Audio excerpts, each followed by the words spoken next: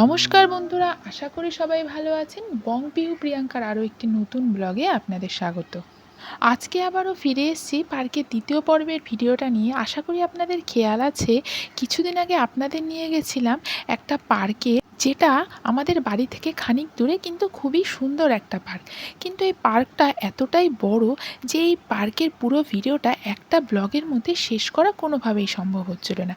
তাই এর আগের ভিডিওটাতে পার্কের একদিকের পুরো ভিডিওটাই ব্লগের মাধ্যমে আপনাদের আমি দেখিয়েছি, আর আজকে চলে এসেছি পার্কের অপর পোর্শনটা আপনাদের সামনে তুলে ধরবো বলে। আর এদিকে পিহুর দেখুন, কথা নেই বার্তা নেই, হঠাৎ করে গোসা করে মুখ ফুলিয়ে বসে আছে, কারণ রাইডসগুলো ও বেজায় ভয় পাচ্ছে বলে চড়তে পারছে না, আর বল নিয়ে কারোর বেশিক্ষণ ওকে কেউ খেলতে দিচ্ছে না। সেই জন্য দেখুন পাপাকে দিয়ে জোর করে ও এখন বল কিনছে। চলুন ততক্ষণ আমি আপনাদের পার্ক থেকে এই সামনের ভিউটা একটু দেখিয়ে দিই, কী অপূর্ব লাগছে তাই না। আর আপনাদের প্রথমেই দেখেছি রাস্তার একদম উপরে, একদম পাশেই এই পার্কটা। তবে রাস্তা থেকে দেখুন এই পার্কটা কিন্তু বেশ খানিকটা হাইটে, মানে মোটামুটি একতলা কি দুতলা বাড়ির হাইটে এই পার্কটা, একদম গ্রাউন্ডে কিন্তু নয়। যার ফলে পার্কের সামনের এই সিঁড়ি দিয়ে উঠেই যে জায়গাটা দাঁড়ানে, সেখান থেকে রাস্তাটা দেখতে বেশ ভালো লাগছে। আর এই দিকে পিহুকে দেখুন, বল তো কিনেছে পাপার থেকে, কিন্তু সেটা খেলার থেকে লোককে দেখানোতেই যেন ওর বেশি আগ্রহ। নিজে বল নিয়ে খেলতে পারুক না পারুক, বলটা কিন্তু কোনো মতেও হাতছাড়া করছে না। কারণ একটু আগে যখন ও খেলছিল তখন ওকেও একভাবে কেউ দিচ্ছিল না, সেটা কিন্তু মাথায় রেখেছে। তবে একটা পার্কে বল নিয়ে খেলতে এসছে, একা একা কি খেলা হয় বলুন? তাই যার সামনেই বল যাচ্ছে সে একটু খেলে নিচ্ছে। আর পিহুর তো তাতে কি রাগ, কিন্তু পিহুকে কে বোঝাবে বলুন? যাই হোক, অনেক কষ্টে পিহু এখন ওর পাপাকে পেয়েছে একটু খেলার জন্য, নিজের মতো করে তাই খেলছে। আর পিহু খেলায় ব্যস্ত থাকতে থাকতে চলুন আমি আপনাদের দেখিয়ে দিই এই পার্কের যে অপর দ্বিতীয় ভাগটা, সেই ভাগটা, যার জন্যই আজকে ভিডিওটা করা। আর আপনারা তো দেখেইছেন, আগের ভিডিওতেও দেখিয়েছি যে আমরা প্রায় বিকেল বিকেল নাগাদই এই পার্কে চলে এসেছি। আর এখন দেখতেই পাচ্ছেন বিকেল গড়িয়ে সন্ধে হয়ে গেছে, এখন বাজে 6:45। জানেন তো, প্রথম দিকে একবার ভেবেছিলাম যে পার্কের এই দ্বিতীয় ভাগটা আপনাদেরকে দিনের আলো থাকতে থাকতেই ঘুরিয়ে দেখিয়ে দিই, কিন্তু পরে ভাবলাম যে না, এই পার্কের দ্বিতীয় পোর্শনের মেন আকর্ষণটাই হয় যখন এই অন্ধকার নামে তখন। কারণ আগের ভিডিওতেই আপনারা দেখেছেন যত রকমের রাইডস বা বাচ্চাদের খেলার জিনিস বা সব কিছু প্রথম যে পার্কের ভাগটা সেই দিকটাতেই রয়েছে। তাই রাইডস বা বাহারি কিছু এই দিকটায় সেরকম নেই। সাধারণত যারা ধরুন একটু বসে গল্প করবে বা নিজেদের মধ্যে আড্ডা মারবে, তারাই পার্কের এই দিকটায় আসে। তবে পার্কের এই পোর্শনটা এটা ওটা বাহারি জিনিস দিয়ে ভর্তি না থাকলেও আপনারা দেখে আশা করি বুঝতেই পারছেন পার্কের এই দিকটা আকর্ষিত হয় অন্য কারণে, যেটা আমি যদি আপনাদের দিনের আলো থাকতে থাকতে পার্কের এই পোর্শনে নিয়ে আসতাম আপনারা হয়তো বুঝতেই পারতেন না। তাই জন্য আপনাদের সেই আকর্ষিত জিনিসটা দেখানোর জন্যই নিয়ে এসেছি এই সন্ধ্যের দিকে, একটু অন্ধকার নামার পরে।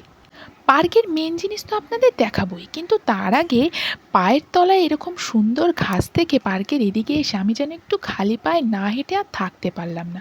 আর এই দেখুন কি সুন্দর একটা তুলসী মঞ্চ। আগের ভিডিওতে যে মন্দিরটা এখানে আমি ছোটোখাটো দেখিয়েছিলাম, তার ঠিক পাশেই আছে এই তুলসী মঞ্চটা।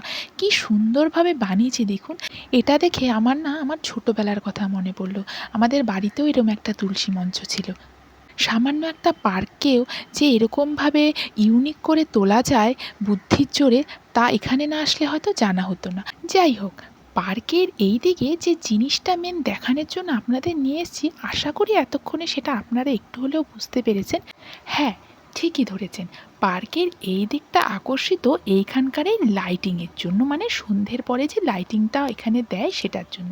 পুরো পার্কের মধ্যে প্রচুর কিন্তু লাইট আছে, কিন্তু পার্কের এই পোর্শনে লাইটের পরিমাণটা যেন একটু বেশি। যেহেতু এই পোর্শনে সেরকম কিছু নেই, তাই লাইট দিয়েই যেন বাহারিভাবে সাজিয়ে রেখেছে।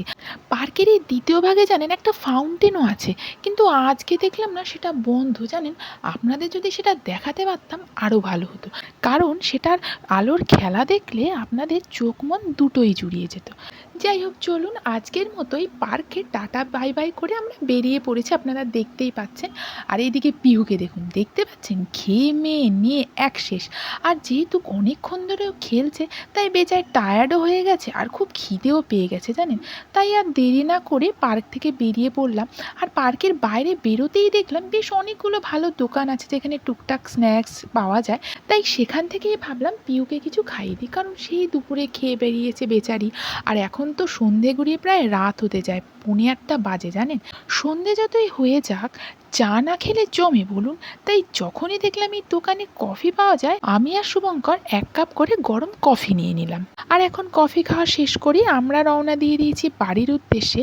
আর বাড়িতে আজকে ফেরার আগে নিতে হবে কিছু খাওয়ার জন্য স্ন্যাক্স, কারণ আজকে বিকেলে ঘুরতে বেরিয়ে সেরকম কিছুই খাওয়া হয়নি। আর ঘুরতে বেরোলে কিছু না খেয়ে খালি মুখে ঘুরলে ভালো লাগে বলুন। তাই ভাবলাম যাওয়ার সময় পাড়ার মিষ্টির দোকান থেকে গরম গরম মালপোয়া নিয়ে নেব। যাই হোক চলুন আজকের ব্লগটা তবে আমি এখানেই শেষ করছি। ব্লগটা কেমন লাগলো কমেন্ট করে কিন্তু অবশ্যই জানাবেন, যদি ভালো লাগে একটা লাইক করে দেবেন। আর আমার চ্যানেলে নতুন হলে চ্যানেলটি সাবস্ক্রাইব করে শেয়ার করে দেবেন, ফেসবুক থেকে দেখে থাকলে ফলো করে দেবেন। দেখা হচ্ছে তাহলে নেক্সট আরও একটি ভিডিওতে, ততদিন ভালো থাকবেন, টাটা।